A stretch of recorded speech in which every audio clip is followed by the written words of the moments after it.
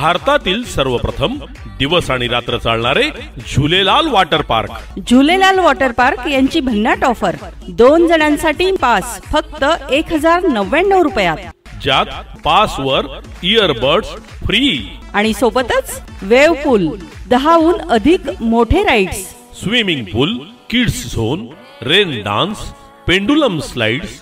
संपर्कासाठी मोबाईल क्रमांक 98 90 77 08 59। पत्ता लक्षात ठेवा, शिरसोली रोड, जैन फार्म जवळ, अनुभूती शाळेमागे, झुलेलाल वॉटर पार्क, जळगाव।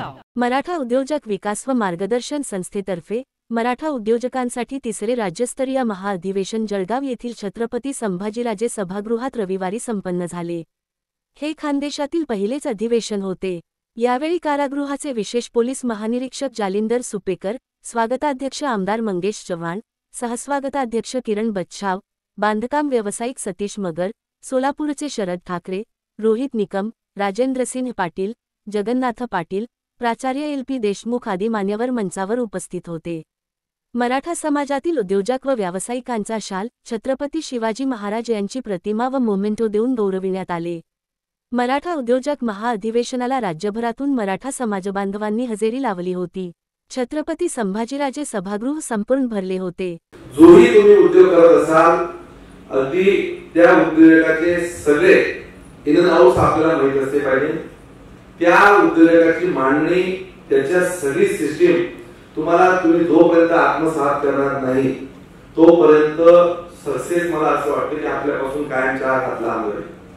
बऱ्याच लोकांना इथं तुम्ही आठवतं, मी तर अगदी या महाअधिवेशनाच्या निमित्ताने हेही सांगेल, असे इतर समाजातले बरेचसे असे उद्योजक आहेत की ज्यांची संघर्षाची यशोगाथा ही कदाचित अजून मेन फिल्मच्या इंडस्ट्रीत जसे असतं की मेन स्ट्रीमवर दिसत नसेल, परंतु ज्याला म्हणतो की जे अंडर ज्याला अजून म्हणतात की ते स्वतः सेल्फ एक्झिस्टन्स साठी त्या स्वतः अजून धडपडत आहेत, असे कितीतरी उद्योजक आहेत की ज्यांचा खरंच समाजाने देखील आदर्श घेतला पाहिजे। अतिशय प्रतिकूल परिस्थिती, अनेक अडचणींवर मात करत अनेक आपले असे उद्योजक आहेत की ज्यांचं खऱ्या अर्थाने त्यांना देखील ऐकून घेतलं पाहिजे। ज्या पद्धतीने हर्षदाला तुम्ही सांगितलं प्रास्ताविका की पुढच्या काळात मी याही पुढे सांगेल की आपल्या सक्सेसफुल लोकांच्या सुविधा ऐकत असताना डू म्हणजे काय करावं, पण डोंट्स पण यांच्याकडे काही आहेत की जे अपयशी लोक आहेत, त्यांनी 2-2, 4-4 उद्योजक अपयशाने त्यांना अपयश आलेलं आहे, असे लोकांचं तुम्ही इथं मांडलं पाहिजे।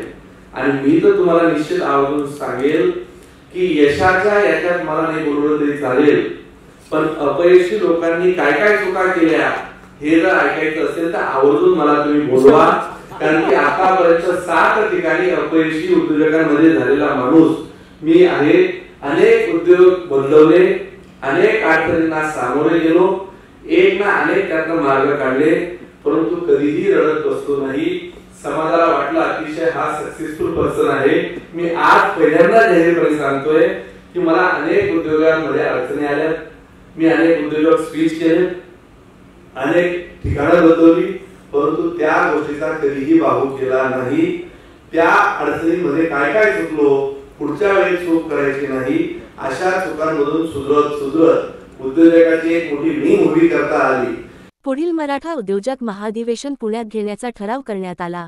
कार्यक्रमाचे सूत्रसंचालन हर्षल पाटील यांनी केले। आणि त्यात आपण एक गोष्ट शिकलं पाहिजे की कुठलाही व्यवसाय असू दे त्याच्यामध्ये आपल्याला कष्ट केलं पाहिजे, मेहनत घेतली पाहिजे, धाडस दाखवलं पाहिजे। मग ह्या सगळ्यांच्या ह्याच्यामध्ये आपल्याला हे दिसलं की त्यांनी खूप मेहनत घेतलेली आहे, खूप प्रामाणिकपणे, आणि त्यांना ऑफिस देखील आलेले आहे। मला वाटतं ह्या गोष्टी खूप महत्वाच्या आहेत।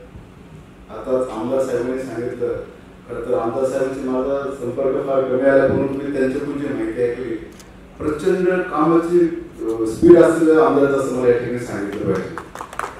कारण त्यांनी मला 5 मिनिटात त्याने आमचा जेलचं प्रपोजल दिलं, सांगितलं, आणि त्याचा अभ्यास खूप गाढ आहे।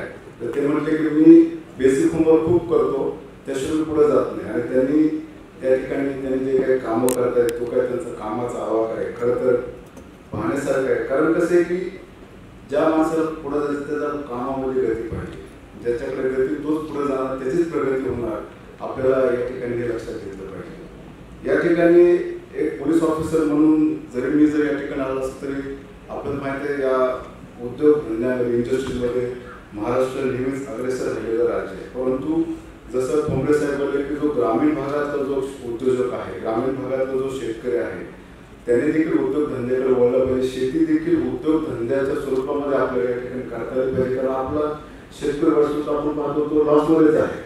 कुठलाही शेतकरी आपण पाहतो आणि सध्याच्या ग्लोबल वॉर्मिंग म्हणा इतर गोष्टींवर नेहमीच आपला शेतकरी जो आहे तो खरं तर अर्थव्यवस्थेचा कणा आपण त्याला म्हणतो, परंतु तोच बऱ्याच ठिकाणी मागे राहायला आपण दिसून येतो.